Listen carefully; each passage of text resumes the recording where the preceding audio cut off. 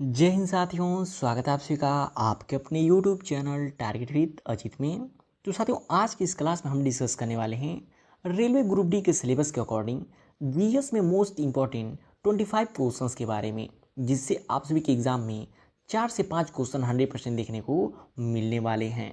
तो वीडियो को अंत तक जरूर देखिएगा, क्योंकि दिए गए सभी क्वेश्चंस एग्जाम ओरिएंटेड और सिलेक्टिव हैं। तो आइए देखते हैं। जैसे पहला प्रश्न है, निम्नलिखित में से कौन सी अदिश राशि है। साथियों, फिजिक्स में आप लिख के ले लीजिए, आपके एग्जाम में एक क्वेश्चन 100% आएगा सदिश राशि और अदिश राशि से, कि इनमें से कौन सा सदिश राशि है या फिर इनमें से कौन सा अदिश राशि है। तो आइए उसके बारे में डिटेल में समझते हैं। उससे पहले इस क्वेश्चन को हल करते हैं कि निम्नलिखित में से कौन सी अदिश राशि है। तो याद रखिएगा, जो दाब होता है वो अदिश राशि होता है। अब बात करें डिटेल में, सदिश राशि किसे कहते हैं और अदिश राशि किसे कहते हैं। तो बात करें सदिश राशि की, तो वे राशियां जिनको व्यक्त करने के लिए दिशा एवं परिमाण दोनों की आवश्यकता पड़ती है, दिशा और परिमाण दोनों की आवश्यकता पड़ती है, वे कहलाती हैं सदिश राशियां, जिसके उदाहरण होते हैं बल, वेग, विस्थापन, त्वरण, संवेग आदि। ये सभी किसके उदाहरण हैं? सदिश राशि के उदाहरण हैं। और यदि आपको सिर्फ एग्जाम्पल याद हैं तब भी आप आसानी से इस क्वेश्चन को कर सकते हैं। और बात करें साथियों अदिश राशि की, तो जिन राशियों को व्यक्त करने के लिए केवल परिणाम की आवश्यकता होती है, दिशा की आवश्यकता नहीं होती है, वो अदिश राशियां कहलाती हैं। उदाहरण की बात करें तो आयतन, दाब, चाल, दूरी, ये सभी क्या होती हैं? अदिश राशियां होती हैं। देखिए साथियों, इसको सिंपल भाषा में समझने के लिए आप याद रखिएगा, 100 दिश मतलब 100 मीन्स 60, सदिश मतलब दिशा साथ में होगा, और अदिश जिसमें अदिश दिशा ही नहीं है तो वो क्या होता है? अदिश राशि होता है। उसमें दिशा नहीं होता है, केवल परिमाण की आवश्यकता होती है। और सदिश राशियां वे होती हैं जिसमें दिशा और परिमाण दोनों होता है। तो बस ये आप एग्जाम्पल याद रखेंगे, 100% आपके रेलवे ग्रुप डी के एग्जाम में एक क्वेश्चन यहाँ से कन्फर्म आना ही आना है। नेक्स्ट क्वेश्चन है, प्रकाश वर्ष किसकी इकाई है। मोस्ट एग्जाम रिपीटेड क्वेश्चन है, ये कई बार विभिन्न परीक्षाओं में पूछा जा चुका है कि प्रकाश वर्ष किसकी इकाई होती है।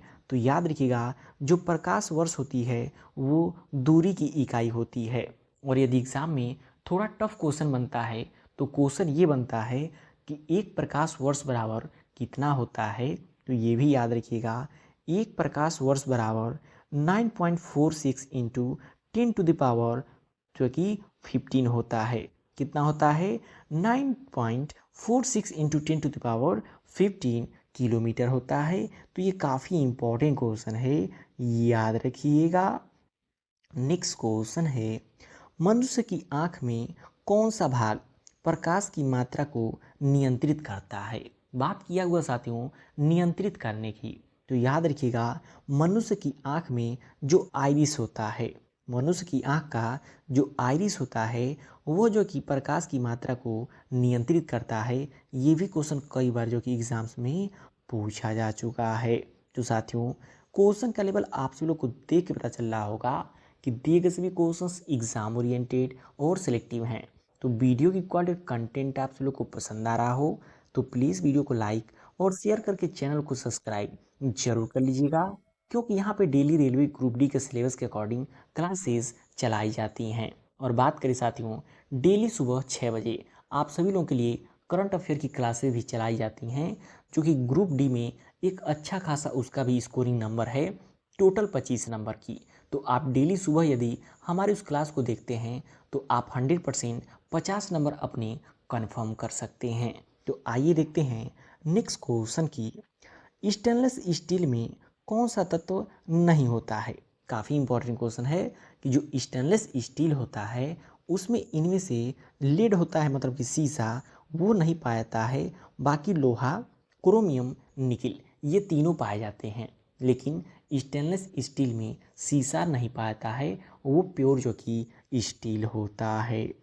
नेक्स्ट क्वेश्चन है, ध्वनि की गति सबसे अधिक कहाँ होती है।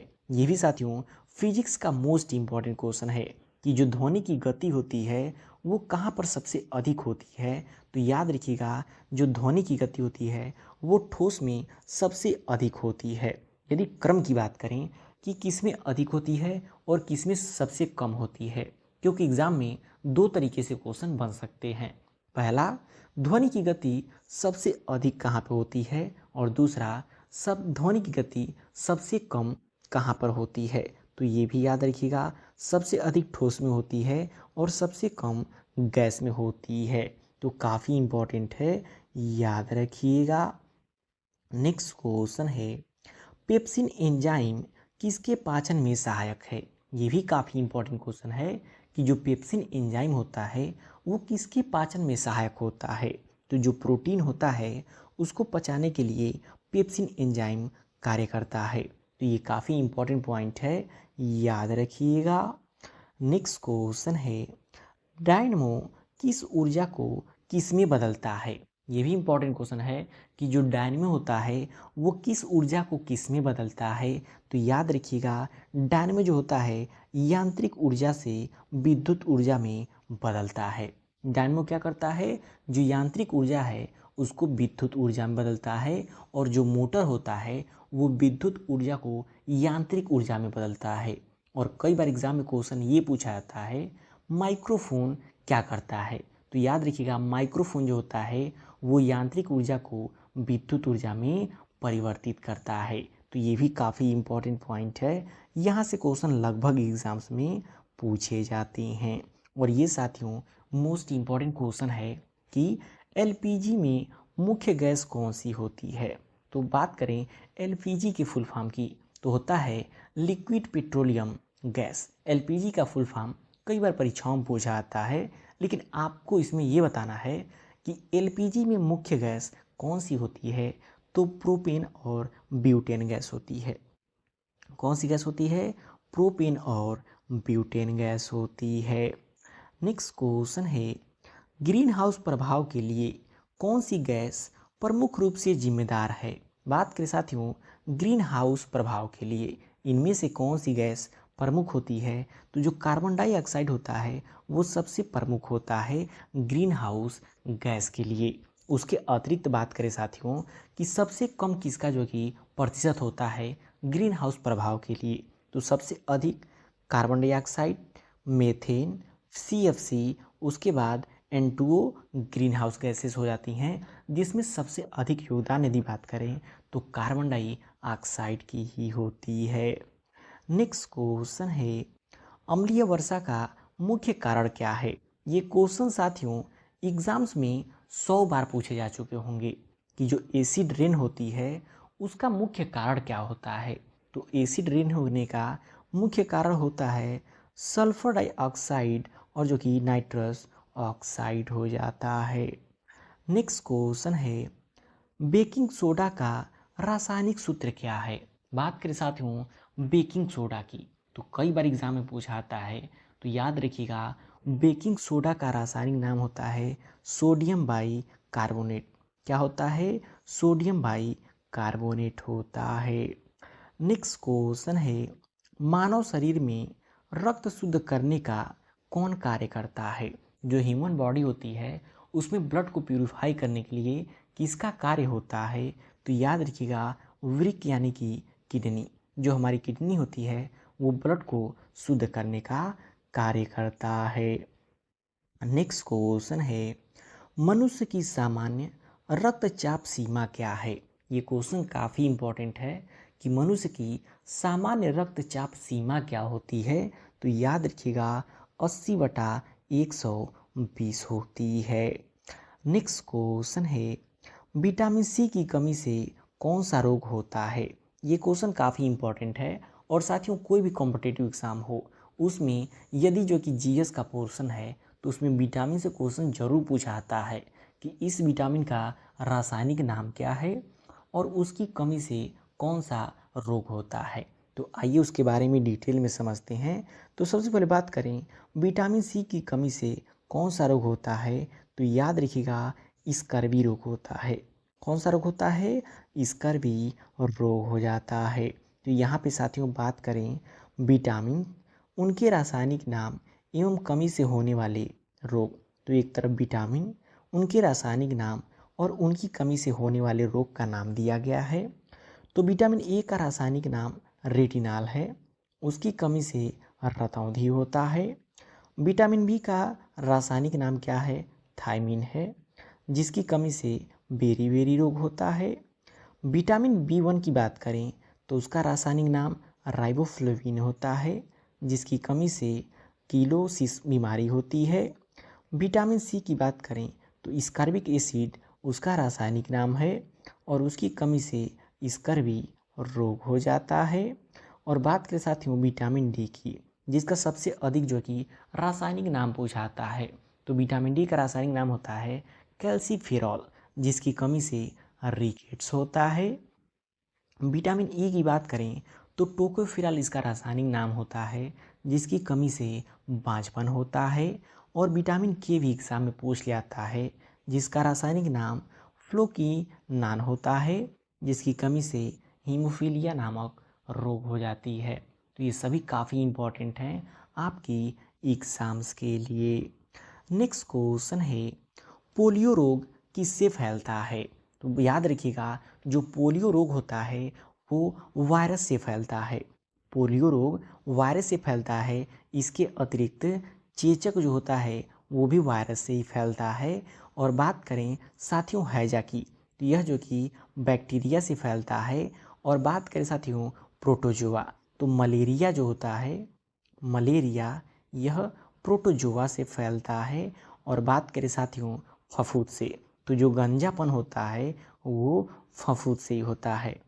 गंजापन जो होता है वो फफूंद से ही होता है। तो इन सबको आप नोट कर लीजिएगा। तो साथियों वीडियो की क्वालिटी और कंटेंट आप सभी लोग को पसंद आ रहा हो तो प्लीज़ वीडियो को लाइक और शेयर करके चैनल को सब्सक्राइब जरूर कर लीजिएगा। नेक्स्ट क्वेश्चन साथियों, मायोपिया वह बीमारी है जिसमें व्यक्ति देख नहीं पाता है। जब मायोपिया बीमारी होती है तो व्यक्ति को पास की चीज़ें तो दिखाई देती हैं लेकिन दूर की चीज़ें नहीं दिखाई देती हैं। तो राइट आंसर ऑप्शन ए हो जाएगा कि दूर की वस्तुएं स्पष्ट रूप से दिखाई नहीं देती हैं।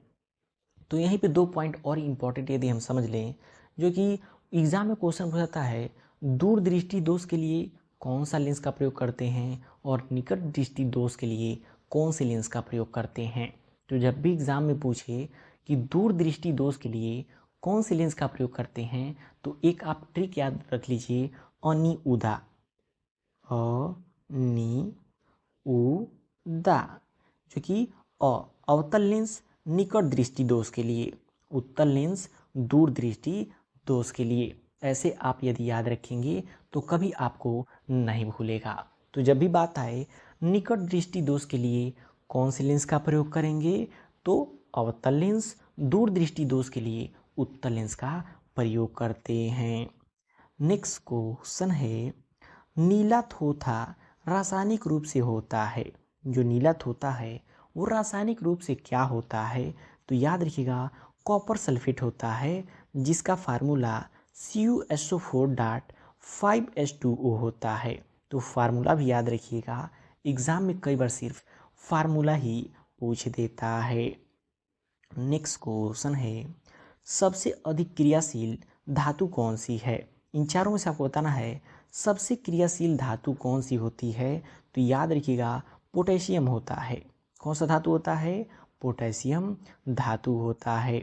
यदि बात करें क्रियाशीलता के आधार पर दी गई धातुओं का क्रम क्या होता है, तो पहले आता है पोटेशियम, सोडियम, कैल्शियम और सबसे लास्ट में आता है आयरन, जो कि सबसे कम क्रियाशील होता है। तो यदि एग्ज़ाम में क्वेश्चन पूछे सबसे कम क्रियाशील कौन सा धातु है, तो याद रखिएगा आयरन हो जाता है। नेक्स्ट क्वेश्चन है, एंटीबायोटिक दवा का उदाहरण है। याद रखिएगा पेनिसिलिन जो होता है एंटीबायोटिक दवा का उदाहरण हो जाता है। नेक्स्ट क्वेश्चन है, लेगुमिनस पौधों में नाइट्रोजन स्थिरीकरण के लिए कौन सा वर्णक आवश्यक है? जो भी लेगुमिनस प्लांट होते हैं वो जो कि वायुमंडल से नाइट्रोजन का स्थिरीकरण करते हैं। तो वही क्वेश्चन में पूछ रहा है कि लेगुमिनस पौधों में नाइट्रोजन स्थिरीकरण के लिए कौन सा वर्णक आवश्यक होता है? तो याद रखिएगा लेग हीमोग्लोबिन जो कि आवश्यक होता है। नेक्स्ट क्वेश्चन है, आइंस्टीन को नोबेल प्राइज किस कार्य पर मिला था? तो देखिए आइंस्टीन को नोबेल प्राइज दिया गया था, लेकिन किस कार्य के लिए दिया गया था? तो याद रखिएगा प्रकाश विद्युत प्रभाव के लिए दिया गया था। किसके लिए दिया गया था? प्रकाश विद्युत प्रभाव के लिए दिया गया था। नेक्स्ट क्वेश्चन है, निम्नलिखित में से किस तत्व की परमाणु त्रिज्या सबसे बड़ी है? मोस्ट इंपॉर्टेंट क्वेश्चन है कि इनमें से किस तत्व की परमाणु त्रिज्या सबसे बड़ी होती है? तो याद रखिएगा बोरान की परमाणु त्रिज्या सबसे बड़ी होती है। नेक्स्ट क्वेश्चन है, प्राकृतिक रबड़ किसका बहुलक है? मोस्ट इंपॉर्टेंट क्वेश्चन साथियों कि जो नेचुरल रबड़ होता है वो किसका बहुलक होता है? तो आइसोप्रीन का होता है। किसका होता है? आइसोप्रीन का होता है। नेक्स्ट क्वेश्चन है, टेफ्लॉन निम्नलिखित में से किसका एक बहुलक है? तो याद रखिएगा टेट्राफ्लोरोएथिलीन की। किसका? टेट्राफ्लोरोएथिलीन की। नेक्स्ट क्वेश्चन है, कपड़े साफ करने में प्रयोग होने वाले डिटर्जेंट हैं, जो भी आप कपड़ा धोते हैं उसमें प्रयोग होने वाला डिटर्जेंट कौन सा होता है? तो याद रखिएगा सल्फोनेट होता है। कौन सा होता है? सल्फोनेट होता है। नेक्स्ट क्वेश्चन है, किसमें परिवर्तन के कारण रंध्र खुलते या बंद होते हैं? साथियों बात करें किसमें परिवर्तन के कारण पत्तियों के रंध्र खुलते या बंद होते हैं? तो याद रखिएगा कोशिकाओं में पानी की मात्रा में परिवर्तन होने के कारण पौधे की पत्तियों के रंध्र खुलते या बंद होते हैं। और एक पॉइंट और यहाँ पे याद रखिएगा, पौधों की पत्तियों के जो रंध्र खुलने या बंद होने की क्रिया होती है वो पोटेशियम की मात्रा पे निर्भर करती है। तो ये भी कई बार एग्जाम में पूछा जाता है। तो साथियों ये रहे मोस्ट इम्पॉर्टेंट जीएस के 25 क्वेश्चंस, जिसमें से आप सभी के ग्रुप टी के एग्जाम में 1 से 2 क्वेश्चन 100% मिलना ही मिलना है। तो यदि आप इस वीडियो को 1 से 2 बार देख लेते हैं तो आपको इसको नोट करने की ज़रूरत नहीं पड़ने वाली है।